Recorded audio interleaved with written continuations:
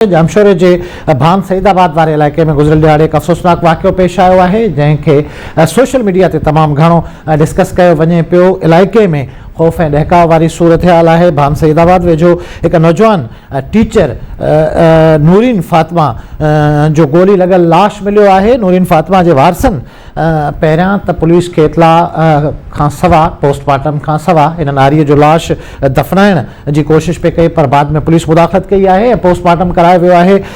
इलाइक़े में ये अफ़वाह आहिनि, मालिकनि जो चवणु आहे त नारी ख़ुदकुशी कई आहे। इलाइक़े में ये चौबोल आहिनि त नारी फ़ातिमा ख़ुदकुशी नाहे कई, पर उन जो क़त्ल कयो वियो आहे मुबैना तौर ते कारे जे इल्ज़ाम हेठि। इन वारे सां हिकु नौजवान पिणु साम्हूं आयो आहे, मंसूर सूमरो जे नाले सां। मंज़रिआम ते ईंदड़ नौजवान जो मौक़िफ़ आहे त उनजी नूरीन फ़ातिमा सां शादी थियल हुई, ॻुझो निकाह थियल हो।